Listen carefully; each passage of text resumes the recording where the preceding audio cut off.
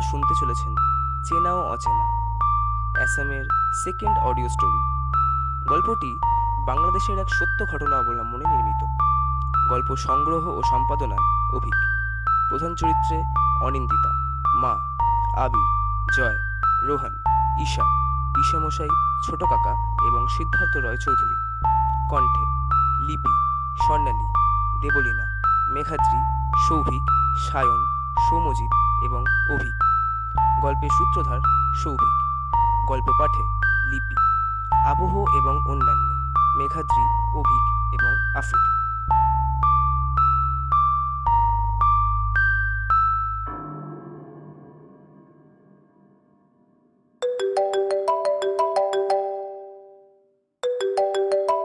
Hello. কোথায় রে তুই অনি? লেট হয়ে যাচ্ছে তো। রোহান গাড়ি নিয়ে চলে এসেছে, জলদি বাবুর দোকানের সামনে আয়। এক্ষুনি আসছি, রাখ। মা, আমি বেরোলাম, আর ফিরতে আছে একটু লেট হতে পারে। এ কি, ব্রেকফাস্টটা তো শেষ করো অন্তত। মা, লেট হয়ে গেছে, আমি আসছি, বাইরে কিছু একটা খেয়ে নেব। বাই মা। সাবধানে যাস। হ্যাঁ মা। আমি অনিন্দিতা, অনিন্দিতা রায়চৌধুরী। মাস ছয়েক হলো ইউনিভার্সিটিতে অ্যাডমিশন নিয়েছি। অ্যাডমিশনের প্রথম দিকটা একটু টেনশনেই ছিলাম। নতুন পরিবেশ, নতুন লোকজন, ওভারঅল সব কিছুই নতুন। কিন্তু এই নতুনের মধ্যে আমার জন্য ওয়েট করছিল নতুন একটা দল, বন্ধুত্বের দল। আমরা পাঁচজন সেই প্রথম দিন থেকেই একসাথে, একে অন্যের যথেষ্ট হেল্প এবং যথেষ্ট কেয়ার করে। সবাই সবার কথা একে অন্যের সাথে শেয়ার করে। বলা যেতে পারে অল্প কিছু দিনের পরিচয় আমাদের বন্ধুত্বের বন্ডিংটা বেশ অনেকটাই মজবুত হয়ে গেছে। ঈশা, রোহান, আবির, জয় এবং আমি। ঈশা বলল, আজ এত লেট করলি কেন? কতক্ষণ ওয়েট করছি। আমি বললাম, আরে একটু কাজ ছিল। রোহান বলল, ছাড় তো, চল এবার। রোজ দিনকার রুটিন, আমাকে পিক আপ করতে আসা, পাঁচজন একসাথে ইউনিভার্সিটিতে যাওয়া, আর সারাক্ষণ আড্ডায় ডুবে থাকা। বেশ ভালোই সময় কেটে যায় আমার, ইনফ্যাক্ট আমাদের। তো ইউনিভার্সিটিতে গিয়ে ক্লাস অ্যাটেন্ড করার পরই আমাদের প্রধান কাজ একটাই, আর সেটা হলো ক্যান্টিনে গিয়ে জমিয়ে আড্ডা দেওয়া। কিন্তু মূল বিষয় হলো ভূত। আগে ঠিক ভালো লাগতো না, এখন বিষয়টা বেশ মজাদার মনে হয়। আমরা নিজেরা এক্সপিরিয়েন্স করি বা অন্যের এক্সপিরিয়েন্স, সে যাই হোক, এখানে সেই এক্সপিরিয়েন্সগুলো শেয়ার করা হয়। এখনও অবধি যে একটাও স্টোরি শেয়ার করেনি সেটা হলাম আমি, আর এই নিয়ে সবার ভীষণ রাগ। চায়ের কাপে চুমুক দিয়ে জয় বলল, অ্যানি প্লিজ, বোঝার চেষ্টা কর। স্টক বলে আমাদের একটা ব্যাপার আছে নাকি? রোজ রোজ এত গল্প পারা যায়? মাথাও কাজ করে না যে বানিয়ে বলবো। আজ অন্তত একটা শেয়ার কর। রোহান বলল। হ্যাঁ, আজ তোকে একটা স্টোরি বলতেই হবে, আমরা কিছু জানি না। ঈশা বলল। কেন বেকার বলছিস? ও আজও চুপ থাকবে, ওকে জোর করে লাভ নেই। আবির বলল, কি রে অনি, তুই বলবি কি না? আমার এসব ভালো লাগে না, কতবার বলবো? শোনা আর বলার মধ্যে অনেকটা ডিফারেন্স রয়েছে, আর সেটা কি তোরা বুঝিস? কথাটা বলে আমি উঠে পড়লাম। আবির বলল। আরে কি হলো, উঠে পড়লি কেন? আমি বললাম, আমার যেতে হবে, জরুরি কাজ আছে। রোহান বলল। আর কিছুক্ষণ বসে না, আমরা তোকে ড্রপ করে দেবো। আমি বললাম, না রে, আমার এক্ষুনি যেতে হবে, আমি আসছি। বাড়িতে আসার পর মুডটা অফ ছিল, শুয়েছিলাম। কখন ঘুমিয়ে পড়েছি জানি না। সকালে মা এসে ডাকতে ঘুম ভাঙল। ফ্রেশ হয়ে ব্রেকফাস্ট করে ওয়েট করছিলাম কখন ওলা কল করবে। এর মধ্যে রোহান কল করে বলল, অনি, রেডি হয়ে গেছিস? আমি বললাম, তোরা কোথায়? বাবুর দোকানের সামনে আছি। 5 মিনিট ওয়েট কর, আসছি। ক্লাস শেষের পর ক্যান্টিনে গিয়ে বসলাম আমরা। জয় বলল। উফ, মুখার্জি স্যারের ক্লাসটা ঠিক নেওয়া যায় না, এত বকবক কেউ করে? আবির বলল। এই ছাড় তো, ক্লাস তো শেষ হয়ে গেছে নাকি? সো ক্লাস নিয়ে আর কোনো কথা না, যা করতে বসেছি তাই কর। তো আজকে স্টার্ট করছে? আমি বললাম, আমি। রোহান বলল। What? Oni, are you serious? Isha বলল। স্টপ রোহান। অনি, তুই সিরিয়াস বলবি? মানে তোর কাছে কোনো স্টোরি আছে? আমি বললাম, হুম।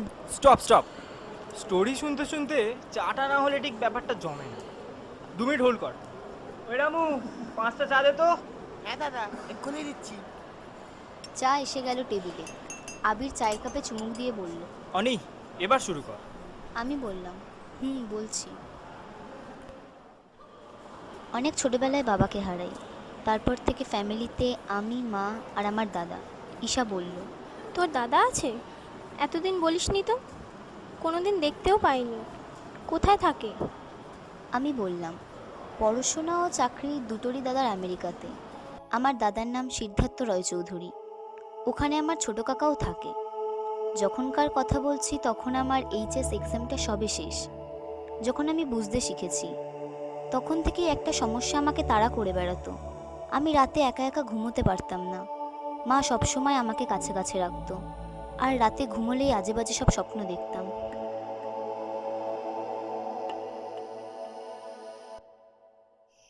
সেবার মাধ্যমিক পরীক্ষার আগে রাত জেগে পড়ছিলাম। তখন রাত 1টা কি 2টো। সেই সময় হঠাৎ জানলাটা খুলে গেল।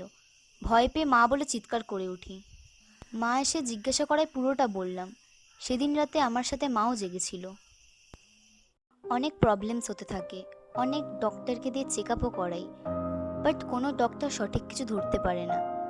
আস্তে আস্তে মেন্টালি ডিপ্রেসড হয়ে পড়লাম, আর প্রবলেমসগুলো যেন আরও বেড়ে গেল।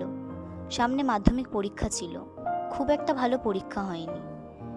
এরপর একদিন দাদার কথা খুব মনে পড়ে। দাদাকে কল করি। হ্যালো দাদা। হেই সিস, কি খবর? হ্যাঁ, বয়ফ্রেন্ড টয়ফ্রেন্ড কিছু হলো নাকি যে দাদাকে একদম ভুলে গেছিস? না রে দাদা, সেরকম কিছু নয়। তুই ভালো আছিস তো? একদম সিস, বিন্দাস আছি। তোর খবর বল। আছি রে দাদা, একই রকম। মা কোথায় রে? কি করছে? রান্নাঘরে আছে, দেবো? না রে, থাক। মার সাথে কালই কথা হয়েছে। কথা তো শুধু তোর সাথেই হয় না, ভুলেই গেছিস একদম দাদাকে। না রে দাদা, তুই কবে ফিরবি বল? দেখছি রে, কাজের চাপটা কমলেই চলে যাব। এখন রাখছি, বুঝলি? ভালো করে পড়াশোনাটা করবি, okay? Take care sis, bye. Bye দাদা, ভালো থাকিস। এরপর চলতে থাকে একই রকম। তারিখটা ছিল 13 ফেব্রুয়ারি। 13 ফেব্রুয়ারি?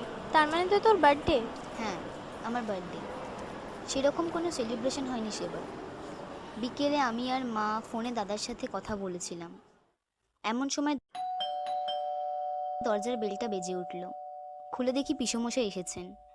তিনি আসতে আমাদের বেশ ভালোই লাগলো। পিসেমশাই আমাকে ডেকে বললেন, অনি, এনে তোর বার্থডে গিফট। আমার যাবার 24 ঘন্টা পরে এই গিফটটা আনবক্স করবি, তার আগে কিন্তু নয়। আমি বললাম, ঠিক আছে, তাই করব। কিছুক্ষণ বসে পিসেমশাই চলে গেলেন। আবার যাবার আগেও আমাকে বলে গেছিলেন যে বক্সটা না খুলতে। কিন্তু বার্থডে ছিল আমার, কৌতূহল তো একটা থাকেই যে গিফট কি হতে পারে। তো অ্যাজ ইউজুয়ালি বক্সটা নিয়ে আমি আমার রুমে গেলাম, গিয়ে আনবক্স করলাম। কিন্তু আনবক্স করতেই যা দেখলাম তা মনে পড়লে আজও গা শিউরে ওঠে। রোহান বলল। কি ছিল বক্সটাতে? আমি বলতে লাগলাম। বক্স ওপেন করতেই আমি দেখলাম মানুষের 5টা কাটা আঙুল। চিৎকার করে মাকে ডাকলাম, মা। মা আসার পর আমি বক্সটা মায়ের দিকে তুলে ধরলাম। মা বলল, আঙুর? তোর পিসেমশাই তোর বার্থডেতে শেষমেশ আঙুর গিফট করলো, তাও 5টা? আমি বললাম, কি বলছো এসব? তুমি দেখতে পাচ্ছ না মানুষের 5টা কাটা আঙুল? অনি, কি বলছিস এসব?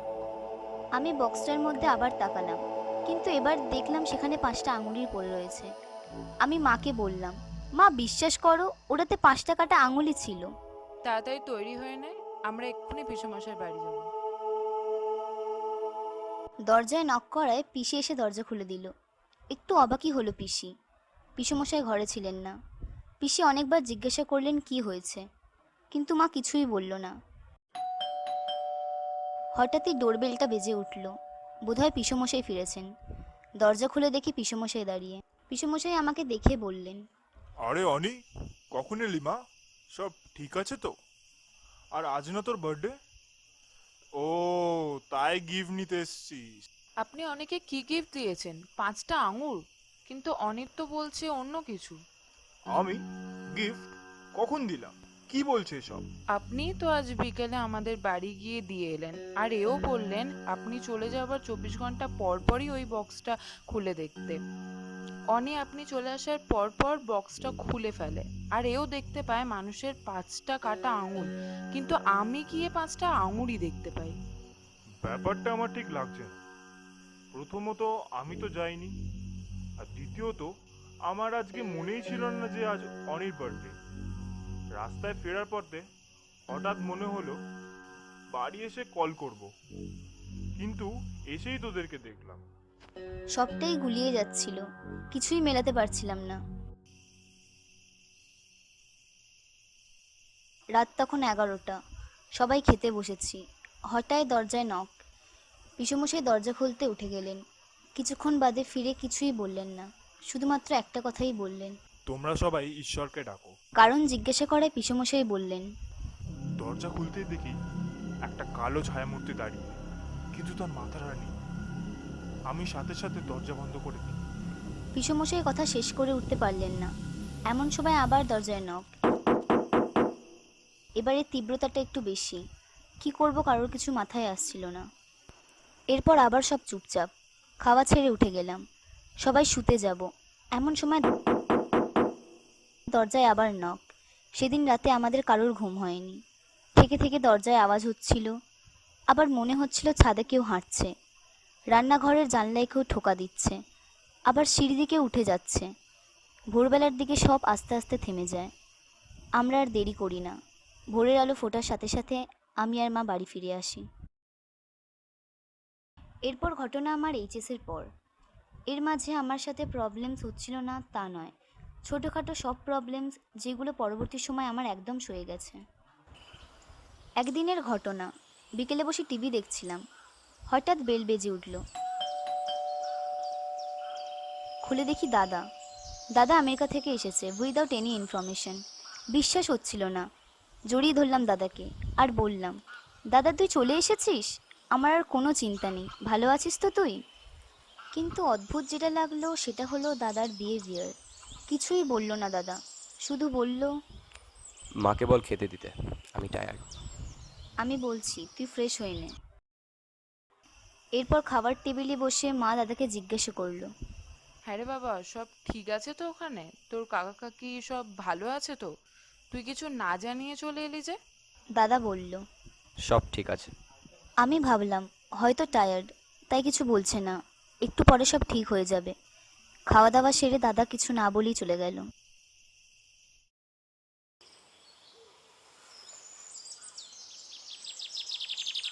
পরদিন সকালে ঘুম ভাঙতে আমি আমার রুমে গেলাম, দেখি দাদা নেই। মাকে জিজ্ঞাসা করায় জানতে পারলাম দাদা বেরিয়েছে। সারাদিন ওয়েট করলাম, দুপুরে দাদা বাড়িতে লাঞ্চও করতে আসেনি। এরপর বিকেল গড়িয়ে সন্ধে হয়ে এলো, দাদার এখনও কোনো পাত্তা নেই, ফোনেও পাওয়া যাচ্ছে না। এরপর দাদা ফিরল রাত 10:30টায়। এসেই মাকে বলল। খেতে দাও, খিদে পেয়েছে। খেয়ে দিয়ে দাদা আজকেও কিছু না বলে রুমে চলে গেল। আজ আমি গেলাম দাদার পেছন পেছন। খাটে বসে দাদাকে জিজ্ঞাসা করলাম, কি হয়েছে দাদা তোর? সিরিয়াস কিছু? আমাকে বল। দাদা বলল, আহ, জানা এখান থেকে, ঘুম পাচ্ছে আমার, আমি ঘুমোবো। আমি আর কথা না বাড়িয়ে চলে এলাম। পরদিনও সকালে ঘুম থেকে উঠে দাদাকে দেখতে পাইনি। আজও বেরিয়েছে, আজও তার সারাদিন ফেরার নাম নেই। রাত হয়ে গেল কিন্তু দাদা এখনও আসেনি। আমি আর মা দাদার জন্য ওয়েট করছিলাম। এমন সময় আমার ফোনটা বেজে উঠল।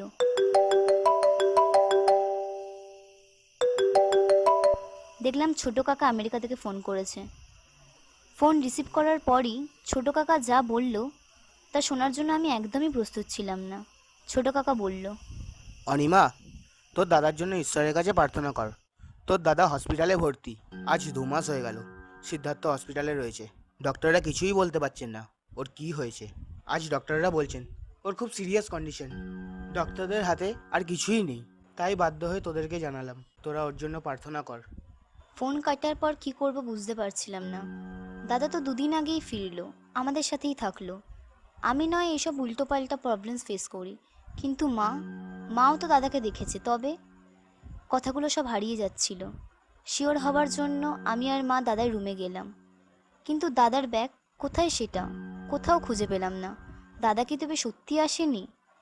সেদিন রাতে আর ঘুম হয়নি, কোনো উত্তর খুঁজে পাচ্ছিলাম না। মাকে দেখে বুঝতে পারছিলাম কষ্টে তার বুক ফেটে যাচ্ছে। কি করব বুঝে উঠতে পারছিলাম না।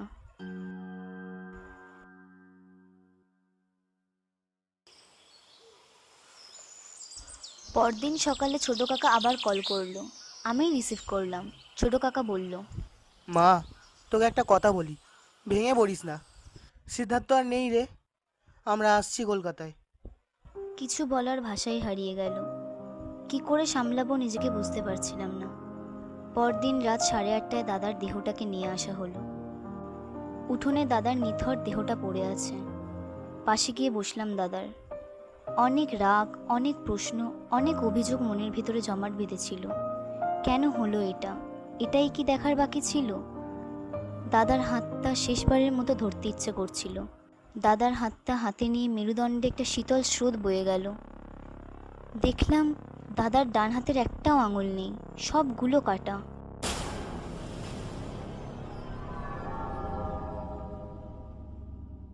ও গড, মানে এটা এটা কি করে? আমার মাথা কাজ করছে না, এটাও সম্ভব? আবির বলল, এতদিন এই কষ্টটাই চেপে রেখেছিলিস? কষ্ট না, উত্তর খুঁজেছি, এখনো অবধি পাইনি। আর সেদিনের পর থেকে আজ অবধি আমার সাথে আর কোনো প্রবলেম হয়নি। কিন্তু একটা সত্যি আমি জেনে গেছি, কোনো চেনা মানুষ যখন অচেনা হয়ে ওঠে তখন সে নিজের থেকে অনেকটা দূরে চলে যায়।